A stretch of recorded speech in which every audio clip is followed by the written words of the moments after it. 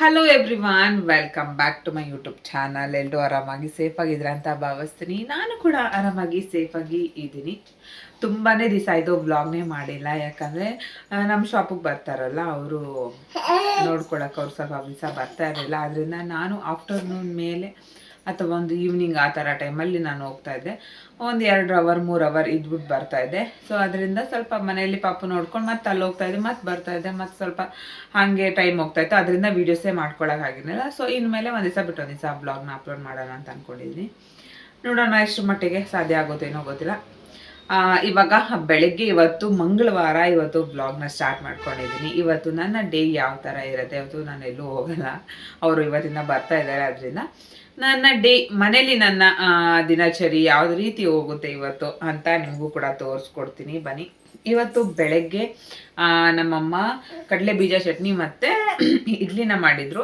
ಅದನ್ನು ತಿಂದು ಇಬ್ಬರು ಕೂಡ ಕೂತಿದ್ವಿ. ಪಾಪುಗೂ ಕೂಡ ಒಂದು ಸ್ವಲ್ಪ ಇಡ್ಲಿನ ತಿನ್ನಿಸಿದೆ, ಒಂದು ಅರ್ಧ ಇಡ್ಲಿನ ತಿನ್ನಿಸಿದೆ.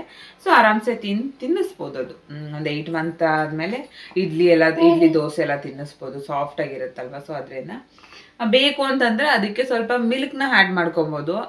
ಫಾರ್ಮುಲಾ ಮಿಲ್ಕ್ ಬೇಕಂದರೆ ಆ್ಯಡ್ ಮಾಡಿಕೊಂಡು 6 ಮಂತ್ ಇವಾಗ ನಾವು ಸ್ಟಾರ್ಟಿಂಗು ಫುಡ್ನ ಸ್ಟಾರ್ಟ್ ಮಾಡ್ತೀವಲ್ಲ, ಆ ಟೈಮಲ್ಲಿ ಬೇಕಂದರೆ ಅದನ್ನು ಕೂಡ ನಾವು ಕೊಡ್ಬೋದು. ಅದು ಕೂಡ ಒಂಥರ ಚೆನ್ನಾಗಿರುತ್ತೆ.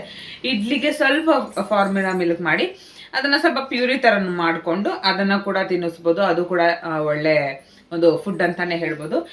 ಈಸಿಯಾಗಿ ಡೈಜೆಷನ್ ಆಗುವಂತಹ ಒಂದು ಫುಡ್ಡು. ಮತ್ತು ನಾನು ನೆಕ್ಸ್ಟ್ ವಿಡಿಯೋದಲ್ಲಿ ಸ್ಟಾರ್ಟಿಂಗ್ ಮಕ್ಕಳಿಗೆ ಯಾವ ಥರ ನಾವು ಫುಡ್ನ ಕೊಡಬೇಕು, ಯಾವ ಥರ ಈಸಿಯಾಗಿ ಡೈಜೆಷನ್ ಆಗೋ ಥರ ಫುಡ್ಗಳನ್ನ ಕೊಡಬೇಕು ಅನ್ನೋದನ್ನು ನಾನು ನೆಕ್ಸ್ಟ್ ವಿಡಿಯೋದಲ್ಲಿ ಮಾಡೋಣ ಅಂತ ಅಂದ್ಕೊಂಡಿದ್ದೀನಿ.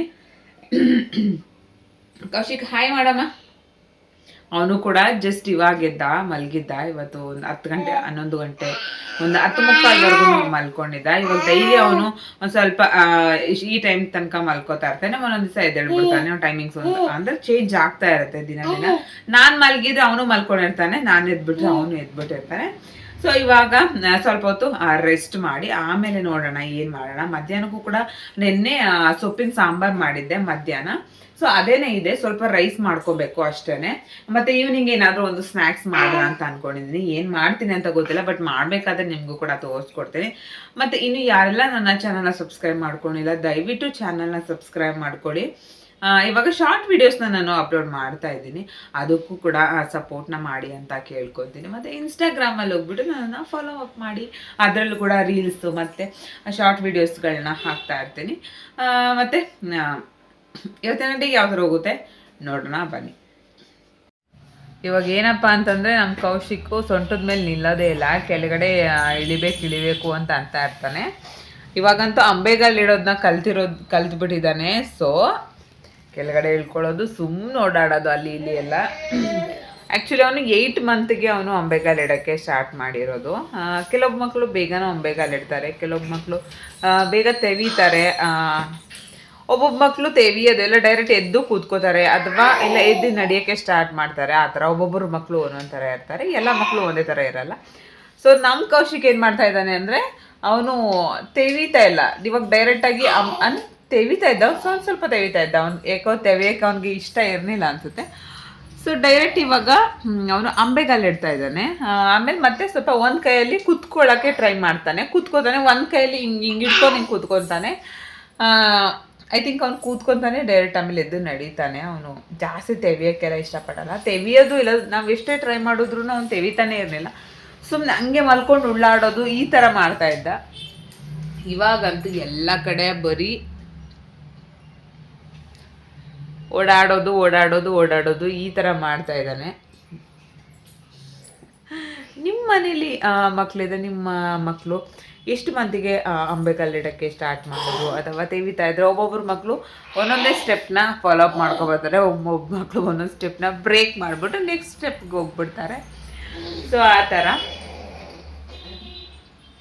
ಇವಾಗ ತೆವ್ಕೊಂಡು ಹೋಗೋದು ಇದೇ ಕೆಲಸ ಆಗಿಬಿಟ್ಟಿದೆ. ಇನ್ನೂ ಸ್ವಲ್ಪ ಫಾಸ್ಟಾಗಿ ತೆವಿಯೋಕ್ಕೆ ಸ್ಟಾರ್ಟ್ ಮಾಡಿದ್ರೆ ಫುಲ್ ಮನೆಯೆಲ್ಲ ಓಡಾಡ್ಬಿಡ್ತಾನೆ. ಇವಾಗ ಜಸ್ಟ್ ಹಾಲಲ್ಲಿ ಮಾತ್ರ ನಾವು ಅಲ್ಲಿ ಲೇಲು ಬಿಡೋದಿಲ್ಲ, ಯಾಕಂದರೆ ಟೈಲ್ಸ್ ಆಗಿರೋದ್ರಿಂದ ಹಣೆ ಗುದ್ಕೊಳ್ಳೋ ಚಾನ್ಸಸ್ ಇರುತ್ತೆ. ಸೊ ಅದಕ್ಕೆ ಹಣೆ ಗುದ್ಕೊಬಿಡ್ತಾನೆ ಅಂತ ಅಂದ್ಬಿಟ್ಟು ನಾನು ಏನು ಮಾಡ್ತೀನಿ, ಬರೀ ಪ್ಲೇ ಮ್ಯಾಟ್ ಇರೋದ್ರಿಂದ ಪ್ಲೇ ಮ್ಯಾಟಲ್ಲಿ ಮಾತ್ರ ಅವನನ್ನ ಬಿಡ್ತೀನಿ. ಬೇರೆ ಕಡೆ ಬಿಡೋದಿಲ್ಲ. ಪ್ಲೇ ಮ್ಯಾಟಲ್ಲಿ ಬಿದ್ದರೂ ಕೂಡ ಅವನಿಗೆ ತಲೆಯೆಲ್ಲ ಹೊಡಿಯೋದಿಲ್ಲ, ಆರಾಮ್ಸೆ ಇರ್ಬೋದು, ಆರಾಮ್ಸೆ. ನೋಡೋಣ, ಇನ್ನೊಂದು ಪ್ಲೇ ಮ್ಯಾಟ್ ಆದರೆ ಇನ್ನೊಂದು ಪ್ಲೇ ಮ್ಯಾಟ್ ಹಾಕಿಬಿಟ್ರೆ ಆರಾಮ್ಸೆ ಅಲ್ಲಿ ಮಾತ್ರ ಓಡಾಡ್ಕೊಂಡಿರ್ತಾನೆ.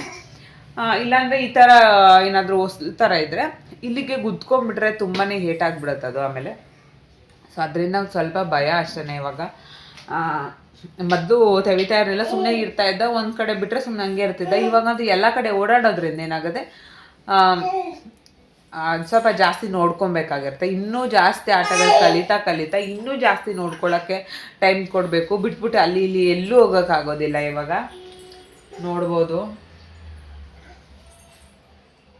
ಅಲ್ಲಿಂದ ಇಲ್ಲಿಗೆ ಇಲ್ಲಿಂದ ಅಲ್ಲಿಗೆ ಓಡಾಡೋದೇ ಕೆಲಸ. ಆಮೇಲೆ ಚಿಕ್ಕದೇನಾದರೂ ಬಿದ್ದಿದ್ರೆ ಸಾಕು ಅದನ್ನೇ ಹುಡಿಕೊಂಡು ಹೋಗೋದು. ಮಕ್ಳಿಗೆ ಎಷ್ಟು ಶಾರ್ಪ್ ಇರುತ್ತೆ ಕಣ್ಣು ಅಂತಂದರೆ, ಚಿಕ್ಕದ್ರ ಮೇಲೆ ಕಣ್ಣು ಜಾಸ್ತಿ ಬೀಳ್ತಾ ಇರುತ್ತೆ. ಸದ್ಯಕ್ಕೆ ಇವನ್ನ ಆಟ ಆಡಿಸ್ಕೊಂಡು ಸ್ವಲ್ಪ ಹೊತ್ತು ಕೂತ್ಕೊಂಡಿರೋದು. ಸದ್ಯಕ್ಕೆ ಅವ್ನು ಮಲ್ಕೊಳ್ಳೋದಿಲ್ಲ, ಇವಾಗ 11:15 ಆಗಿದೆ. ಆಟ ಆಡ್ತಾ ಇರ್ತಾನೆ, ಇವಾಗ ಎದ್ದಿದ್ದಾನೆ. ಸೊ ಅದರಿಂದ ನೋಡೋಣ, ನನ್ನ ಆಟ ಆಡಿಕೊಂಡು ಅವನ ಜೊತೆ ಆಟ ಆಡಿಸ್ಕೊಂಡು ಕೂತ್ಕೊಂಡಿರೋದು ಅಷ್ಟೇ ಇವಾಗ ಸದ್ಯಕ್ಕಿರೋ ಕೆಲಸ ನನಗೆ. ನೋಡೋಣ ನೆಕ್ಸ್ಟ್ ಏನ್ ಮಾಡ್ತೀನಿ ಅಂತ.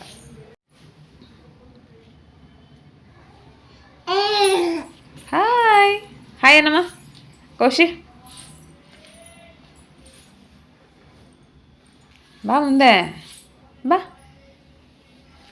ಬಾ. ಯಾಕೆ ಇವಾಗ ನಮ್ಮ ಕೌಶಿ ಬೇಬಿ ಅಂಬೆಗಾಲಿಡ್ತಾ ಇದ್ದಾನೆ.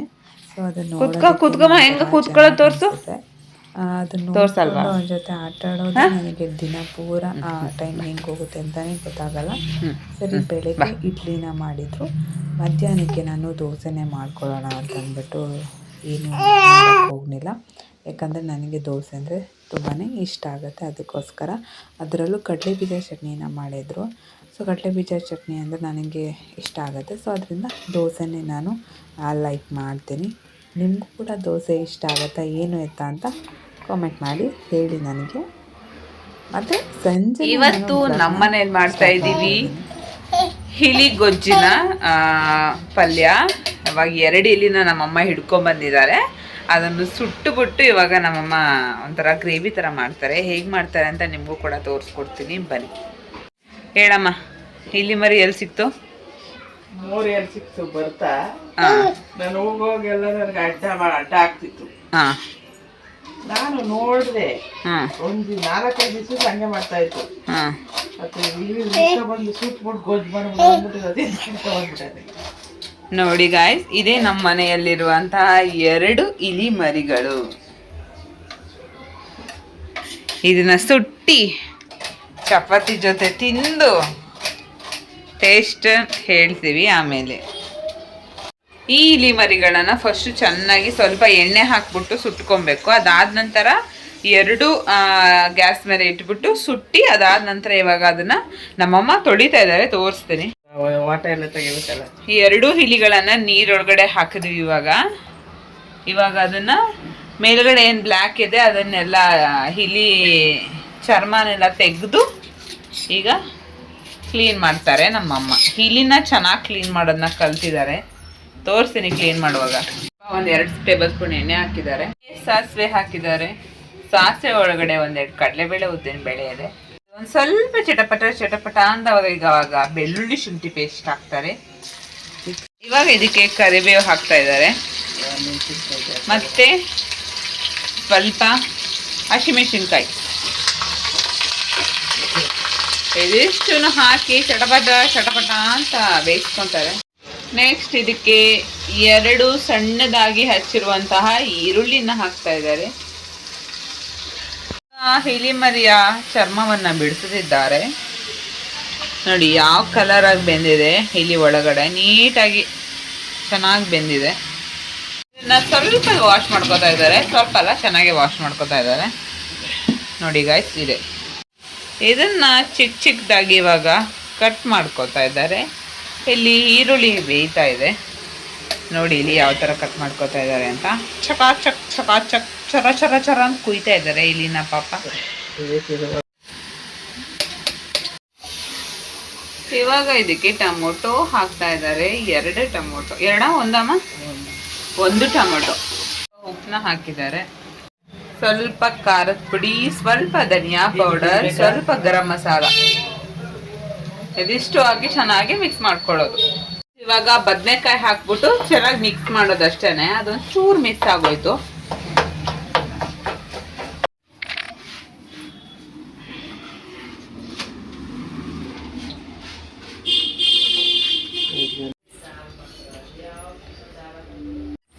ಸೀರಿಯಸ್ಲಿ ತುಂಬ ಅಂದರೆ ತುಂಬಾ ಟೇಸ್ಟಿಯಾಗಿ ಬಂದಿದೆ. ಒಂದ್ಸಲ ಟ್ರೈ ಮಾಡಿ ನೋಡಿ, ಚಪಾತಿ ಜೊತೆ ತುಂಬಾ ಚೆನ್ನಾಗಿರುತ್ತೆ ಮತ್ತು ಅನ್ನಕ್ಕೂ ಕೂಡ ತುಂಬಾ ಚೆನ್ನಾಗಿದೆ.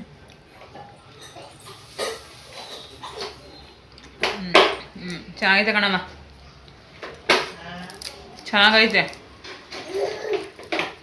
ಮತ್ತು ಇನ್ನೊಂದು ಬದನೆಕಾಯಲ್ಲಿ ಹಸಿ ಗೊಜ್ಜನ್ನ ಮಾಡಿದ್ವಿ, ಅದು ಕೂಡ ತುಂಬ ಟೇಸ್ಟಿಯಾಗಿ ಬಂದಿತ್ತು. ನಾನು ನೆಕ್ಸ್ಟ್ ವೀಡಿಯೋದಲ್ಲಿ ಅದನ್ನ ತೋರಿಸ್ತೀನಿ. ಮತ್ತು ಲವ್ ಯು ಆಲ್.